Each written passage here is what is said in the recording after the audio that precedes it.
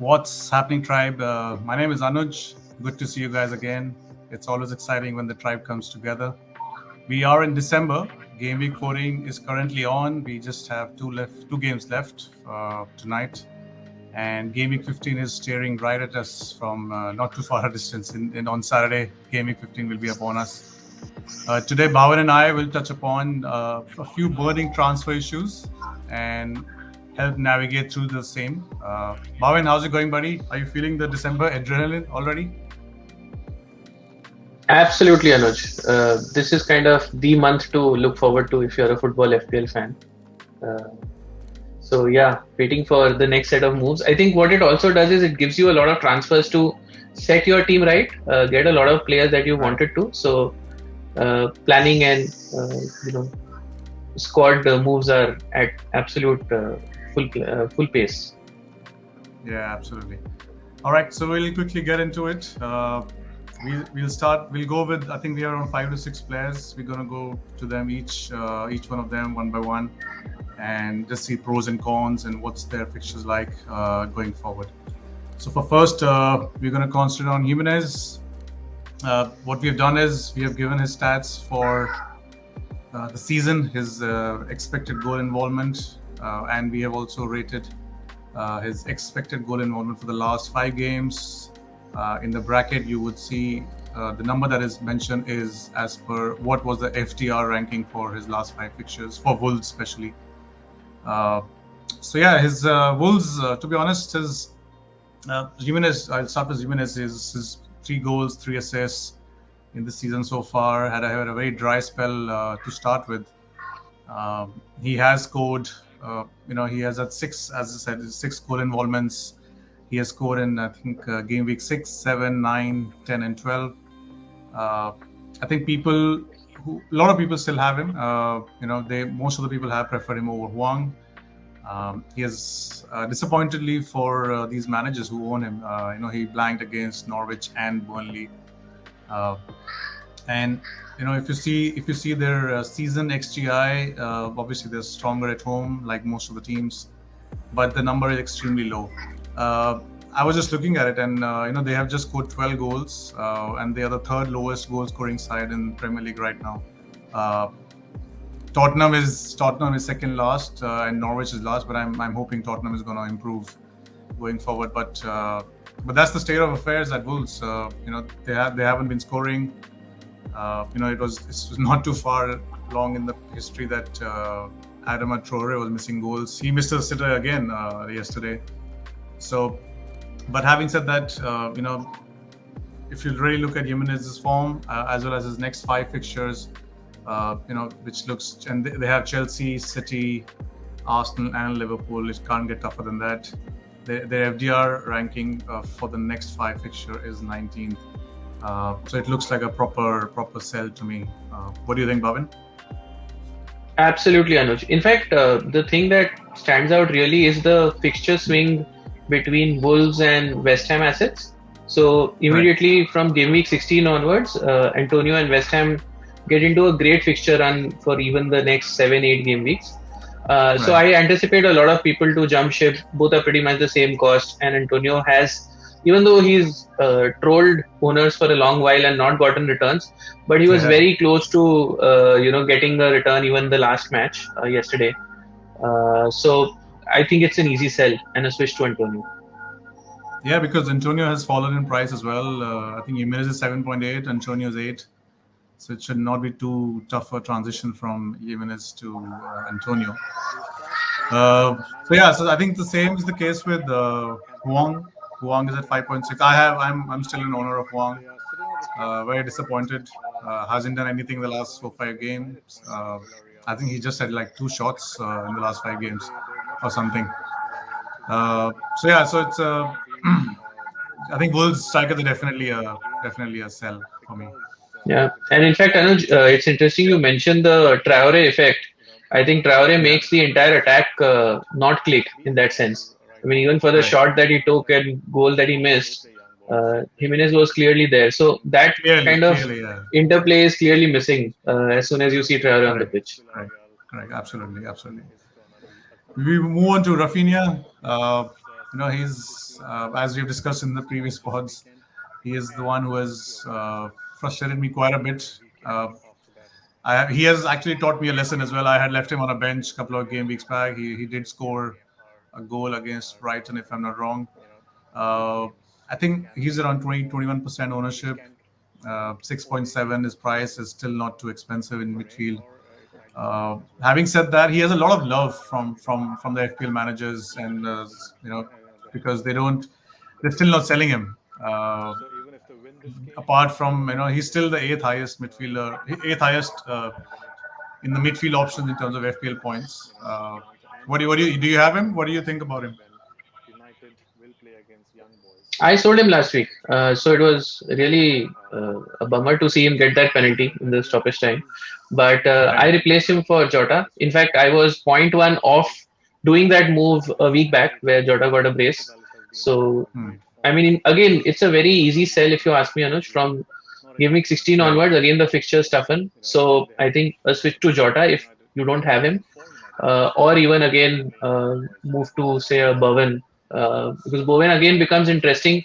You have Benrahma who will be leaving for AFCON, been in and out, struggling with injury. So I think another one where purely on a fixture basis, you can easily look to sell and move the position somewhere else. The only bit to look at it from a positive side, if you have other issues in the team, I think, is the fact that you might see Bamford coming in soon. That might get them going as an attack. But so far, basis what we've seen, doesn't really make a lot of sense to hold your Leeds asset into game week 16 to 19 in terms of the fixtures that they have. No, absolutely, and you mentioned 16, and they play Brentford at home next week. So I'm not sure. I have already shipped him out and got Jota in because I can't get more. I can't suffer more from not having Jota. But I think Rafinha 6.7. People they can look at as you said. Bowen is one. Burnley has a decent fixture, so Cornet is another option there. But Rafinha, to be honest, the fixtures are 20th on the FDR for the next 5 games. If people want to take a chance for the next game against Brentford home, Brentford seems to be now going back to their first 7 game week kind of a form in terms of defense. Their attacking is still a miss. But yeah, it's gonna be an interesting one. But it's definitely is a sale. If not in the next game week 15, or definitely before game week 16. And I can understand why people have been sticking with him because he has not gone on a blank for a long time. He has been scoring. I was just looking at records. He scored in the 2nd, 5th, 6th, 10th, 11th, and 14th game weeks. So he has not really gone on a too long a lull. So people are hoping that he will keep scoring every 2 or 3 game weeks, and I'm sure, like you said, Bamford is going to be back and so on and so forth. But still, you can't expect Bamford to just straight away hit the ground running, looking at the opposition, which is coming from 16 to 19. Yeah, so you're right. So I think next game week, yes, they can take a chance, but 16 to 19 definitely a sell, considering there are other options at the same. We go into the Watford assets now. Now, I don't even remember when was the last time a team had 2 cheap strikers and both were performing. Do you recollect in the last 6-7 seasons? I can't recollect. Dini to some extent, but he was the only one, right? Yeah. So, what do you think about this duo of Dennis and King? Very impressed by both. Watford as a team under Ranieri have done exactly what Ranieri is good at. Of course, they are looking to play on the counter, which is Ranieri's favorite game plan. And the other thing about Ranieri coach teams is they are very efficient in attack. So you will tend to see them not spurning a lot of chances when they are playing on the counter, creating good opportunities, playing as a team, not being selfish. And I think the fact that Sarr is injured also tends to take out the rotation factor. You will most often than not see King, Dennis, provided they are fit, and the third attacker who could be anybody, who could be Cucho and a couple of other forward options that Right. they have. But I think if you see Sar out, King and Dennis are definitely the first names on the sheet. Right. I mean, and the other thing is, if you come to the fixtures, I think after City in game week 15, they are another team where the fixtures turn very well from game week 16 onwards. So a Correct. lot of us, in terms of insurance, have a fifth playing midfielder in the form of Mbuemo. Right. And I think Mbuemo's fixtures are turning Sar, and he's pretty much made the habit of not scoring and hitting the bar. So I think if you can afford the switch to having an attacker on the bench, definitely one of these two Watford players make a case. And I think between the two, there is very little to pick. To be honest, Dennis looks probably the more threatening, and is good for bonus point creation. His baseline bonus is very good. Right. King has the benefit of probably having played more minutes and being on penalties. And in price terms, also, they are kind of 0.2, 0.3 apart. So the way we are setting up teams and the way I'm looking at the team is basically to have one attacker from Watford stepping in any game I have one of my defenders or midfielders missing. So I would prefer Hmm. the stability and assured minutes of a King. So that's where I'm leaning right now. But Right. and the other angle is, of course, Dennis is part of the South Africa team setup. So it could be that he might get a call for AFCON. So for that position, you don't really want to spend transfers and move them around too much. So maybe King is a better long-term hold, but either of them make a very strong case game week 16 onwards. Yeah, the thing with Dennis is it's good that you brought up the AFCON thing. I think the thing with him is that he was named in the provisional squad, and according to one of the podcasts I heard, Always Cheating podcast, they mentioned that his and the managers and the coaches rapport is absolutely in doldrums. So, and there's another rumor going on that the manager will be sacked before the AFCON starts, so that Dennis can be brought in to the side. Because looking Wow. at his form, it's all in the air right now. But if for me, if he's a part of the squad, I would definitely go for King then. But having said that, if he goes away, if Sar is injured, whether King will really be as effective as or not. But yes, at that price, it's okay to take that kind of a risk, I guess. But uh, but Watford, as you said, Ranieri's style. Watford is really the way they again even yesterday against Chelsea, that the way they were pressing and they made life miserable for Chelsea in the first half. Watford has scored 12 goals in the last 6 games, which shows, and they have played Everton, United, Chelsea, Leicester. So all these teams they played, and looking at the next 5 fixtures, of course, next one is City, and that's the reason I did not take out Huang, because I would do Huang to either of these two guys next game week. But Brentford away, Burnley away, Crystal Palace home, Wolves away. These are all solid fixtures to really target, and they should these two are definitely. If I don't see any kind of reason who we should opt for, or maybe if somebody is really tight on budget, Dennis is five. He's risen to 5.4 today. King is at 5.7, as you said. Yes, Dennis is on a solid form, 6 goals, 6 assists, whereas King is 5 goals and 3 assists. But to be honest, it's anybody's play. Yes, I'm hoping, looking at the price tags, people are going for Dennis because he's 0.2 cheaper, 0.3 cheaper. But King is on penalties as well, and he's not going anywhere for the rest of the month or for Jan. So it'll be interesting. But for me, Huang is at 5.6. I would definitely go for. I have some money in the bank. I would go for the one who's on penalties. So let's see. So yeah, these two guys definitely look to be purely, should be bought in as soon as possible, because the ownership is low and the price rises are going to happen. As we have seen throughout the season, the price rises can happen every day for whatever the community is liking or showering love on any of the assets. Uh, so when are you already got them in, or you are looking at getting them in? No, he'll be one of my planned transfers. So I have Tony and Mbuemo, and Right, right. obviously over a period, I think both will have to go. So next week, game week 16 could be one of Tony too, and most probably I'm also swinging towards Josh King. So two Tony to Josh King would be a move to consider next week. Right. All right, let's go to Manchester City attacking asset. Now there have been a lot of names we have been discussing. Bernardo Silva is in the form of his life. From an FPL perspective, we discussed 3-4 game weeks back that yes, he is the guy to go for, but he's not as explosive as the other assets. He still is giving one return here and there. I think now he's scored 5 goals, if I'm 5 goals or 5 goal involvements in the last 7 game weeks.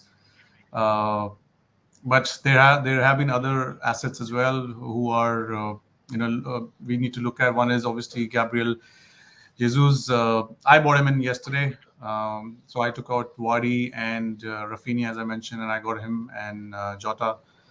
Now the thing with him is that his season, he has missed 2 games. Both the games that he has missed are right after the international break. He's one of the strikers for the Brazilian team. Most of the Brazilian players who have come back have kind of missed out on the imminent game week in Premier League, or they have played very few minutes. So Pep has always preferred to rest him, and he has also not played in Champions League as well. He's just played around 83 minutes in Champions League this season. And they play Leipzig in the midweek next week, and they've already won the group. So I don't see a reason why he will play there. He has played, I think he's fourth. I think he's the 4th highest in terms of the minutes played in Manchester City after Cancelo, Bernardo Silva, and Ederson. 2 goals, 6 assists. He's really thriving on that right wing position. Even his returns, like Rafinha, like I mentioned, his returns have come in 2nd, 3rd, 6th, 7th, 9th, and 14th game week. Yesterday's assist was just as clinical. Obviously, Bernardo Silva really was the man in that particular goal.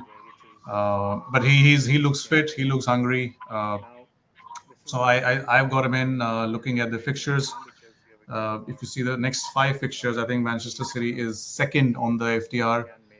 And they have Watford away, Wolves home, Leeds United home, Newcastle away, Leicester home. So there can be goals a lot of places. City versus Watford is a track record where Watford would not be really proud of, because they have lead goals with City. And they're still leaking goals, but they're scoring goals as well now under Ranieri. So they haven't had a clean sheet even after Ranieri has come in. So this is someone who I'm really looking for. Yes, he's at 8.7. And I could get him in because of the fact that I had Vardy at 10.6, and I want something in the bank for whenever Spurs fixtures turn sour, so I can take out Son as well and get if any of the premium assets starts clicking again. 8.7, 2 goals, 6 assists, and looking at this FDR second ranking, I think he should be looked at. Yes, obviously there's always a question mark about City assets, but if you see his track record this season, he's done well. He's hungry, as I said, and he has played a lot of minutes. What do you think about it? Anuj, in fact, it's a little bit of a mixed bag. Whichever City attacker you choose, there's always the chance of the odd benching, and Pep is famed for his team rotations and swings. So I mean and this is probably the most interesting part of probably the next 3-4 weeks, wherein you see a lot of teams having great fixture swings, and you not being clear on which asset, which players or which assets to target. So United have a great fixture swing, City have a great fixture swing, right? And I think you will see invariably, and we'll come to Vardy in a minute, but there is definitely the market for, a 9 to 11 million kind of attacker, the way teams are set up. So Jesus is definitely part of the pick. Again, not as many options to pick in attack, so makes sense to go Jesus because you have more options in midfield than you have in attack. I can only think of Antonio, a Watford attacker, and then it's slim pickings post that, right? So you'll either go Jesus or you'll go ultra premium in either a Lukaku or a Vardy or a Ronaldo. So like the Jesus shout, but would just want to probably give it a week. He's played, I think, 2 back-to-back fixtures. It's very easy for Pep to bench him in the third one. So probably we'll wait for the game week 15 game and the European game to kind of. So that's the other thing. If you are not in a rush to make a transfer, I think by banking a transfer this week, you get 2 game weeks worth of incremental data. Any Right. injuries, any team news, always good to kind of have that handy. So probably a wait and watch for me in terms of City attackers, but don't see any reason why it can't play out well over 4 to 6 weeks. No, it's good you mentioned about United because as you guys can see, City is on second on FDR. The team which is first is Manchester United. But obviously, new manager coming in. I'm not sure whether he's going to be on the sidelines or not. They played doggedly against Chelsea. They nicked a point, but now their fixtures are really turning. And for a long time, I think it's a stretch of like 8 to 10 game weeks, if I'm not wrong. But yes, if Sancho is one name which is coming into the picture now. He has done well. He scored in Champions League. He made his first goal in the Premier League as well. So I'm not sure if I'm gonna give them a week or 2 game weeks. Definitely 2 game weeks minimum to United to really see who their assets are, and if Ronaldo is really the asset, or Bruno is the asset, or Sancho. I have a feeling Sancho is gonna become the next in line in terms of price rises and so on and so forth. 8.9. People can move from people who have Son and all. They can easily move on to him if he starts clicking well. So that'll be an interesting one. We move on to the beloved guy for everyone. The only problem with him, not the only problem, it seems like he's owned by like 30-35% of FPL community, but he's only owned by 3.3%. And the amount of flack he gets on Twitter is just unbelievable. As if it's like because Yota also is now reached 27-28% ownership. But this guy's his ownership is 3.3%. And I've never heard a 3.3% player ever got so much of abuse or flack. So you and I both have him. I think both of us have Tony as well. So what are your thoughts on him? What are you looking at? Because if you see their FTR for the next 5 games is 5th, which is not too bad. They are only playing Manchester United in terms of a big top 6 team. Yes, Southampton away could be a big one, a tough one, and Brighton at home is also a tough one. So I think Leeds away, Watford home. Do you fancy? Are you holding him, or if you are, for how long? Holding him, but not for long. I think the thing with Mbeumo is, as you perfectly said, he's a differential. So you do tend to hold on to Correct. him and hope that if he scores, you get a big rank swing. Right. And he would be much better off staying in our teams if he wasn't hitting the bar. It's so frustrating for him Right. to do something, be there, and then have a goal disallowed for offside, or then hit the bar, and so on and so forth. So it's Correct. like it's that fine margins that tend to really irritate you more than anything. Correct. But Correct. I think as we were discussing, Anuj, the formation I think now invariably supports having a cheap striker on the bench rather than having a Hmm. cheap midfielder on the bench, because you don't really have a 4.5 playing striker who can even give you 2 points a week. Right. You just don't have that starter. But in midfield, you can still find a couple of options. You can have Gilmore, you can have Brownhill. They can kind of chip in when you have a injury crisis or two, and at least get you those 2-3 points, which is what you need really from your third option on the bench. So he has to go. And another one of those where probably the next two make it not an immediate sell. You can easily Hmm. stick on to him and maybe even use him off your bench if you have any issues in terms of injuries or rotation. But I think long term patience will run out. See no reason why we should stick on to him. Yeah. No, you're right. Leeds away, last 3-4 games, Leeds have kind of defensively they have become better. Uh, Watford at home, obviously that's the game they can really target. But you could have said the same about Newcastle, and they scored 3 goals. Where this guy, as you said, his goal was disallowed. Uh, it's not that he had a lot of shots shots on target or shots in the box as well. He was nowhere in the picture here and there. Yes, but how attacking he plays with Tony, it's. I think I am giving him 2 game weeks more, especially for the Watford game. because they're leaking goals. Obviously, United is not. They're not gonna. They might just first 7 game weeks, first 8 game weeks, how everybody was talking about Brentford, from 9 to 13 or 9 to 12, the 4 game weeks that they had where they lost to Burnley, they lost to Norwich, which they were supposed to win. Why people really bought these 2 assets from Brentford in? I'm just hoping that some kind of form comes back in the next 2 fixtures. So I'm not selling him especially just because of this the 2 fixtures that they have next. I because as you said, he's like super differential right now. He's always been super differential.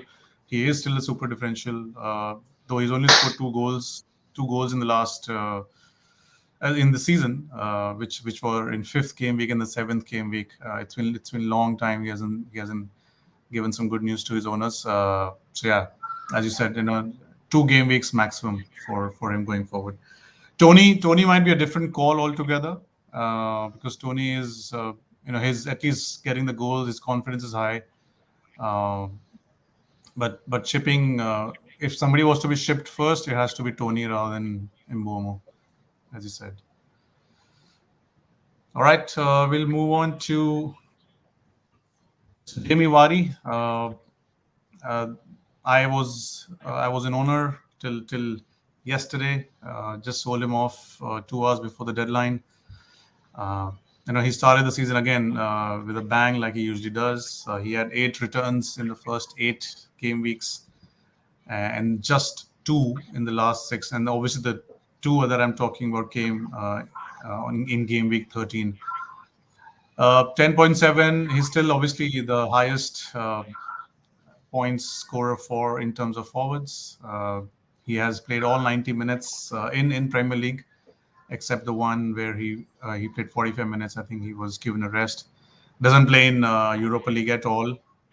If you see the fixtures going forward, they are 16th on the FDR. But looking at Aston Villa away, Newcastle home is one fixture where I was really thinking whether should I sell him or not, because Leicester at home is terrific, and if you see his home record as well, 3.45 xGI at home. Obviously, which is the case with most of the players and attacking assets.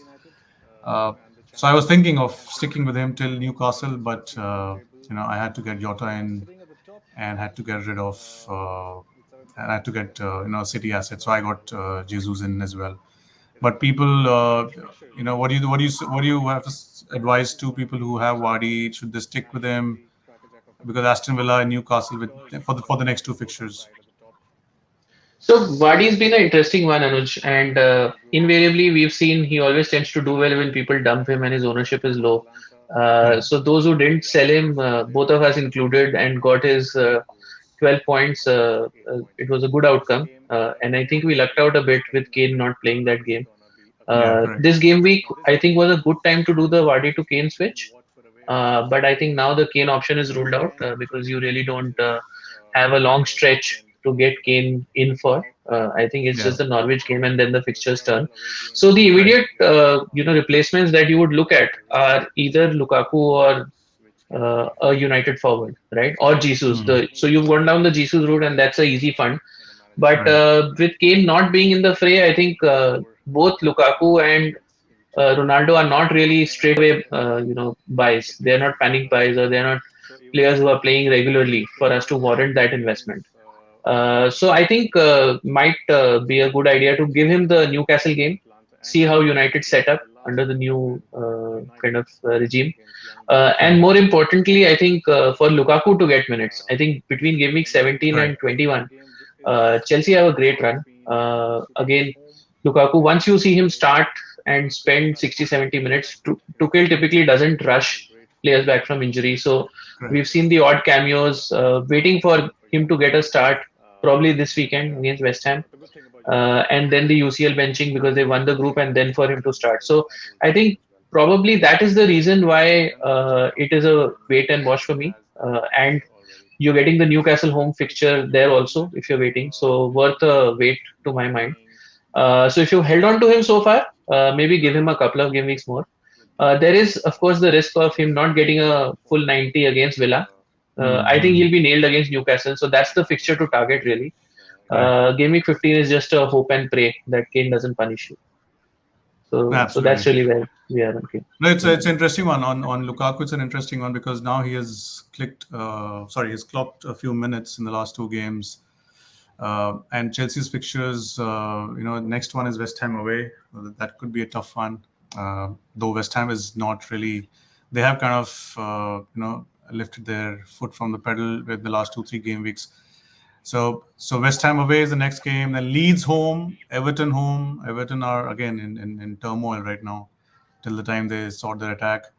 Leeds home, Everton home, Wolves away, Aston Villa away. Though they are really easy on paper, but they are at number 10 on FTR. But the kind of form Chelsea is in, and Lukaku can obviously turn any match on its head. So Lukaku is definitely, and I think it's 11.6, 11.7, something like that. So yeah, he's always a. So it'll be interesting to see now going into New Year's, how much Ronaldo is going to click, how many people are going to go for Lukaku. I don't see any premium midfielder really is there apart from Salah. So Son, if he clicks in the next two game weeks, I might stick with him more, but he hasn't done anything in the last 2-3 game weeks in terms of one is return, the second is doing something on the field, but he's on the field also was surprising. He's not the usual Son what he was. So it obviously, and these guys are fresh now because they didn't play against Burnley last on the weekend because of the match getting postponed. So it'll be interesting to see. Are you done with your transfers for next week? No, Anuj. I spent 2 transfers getting Alonso and Jota in last week. Probably banking this week unless there are any injury flags, and then look to make changes next week. So that's the plan. All right. Thank you very much. Whoever is watching this, please consider supporting FPL Tribe by leaving a like on this video and give us a follow if you think what we're doing is something of substantial nature.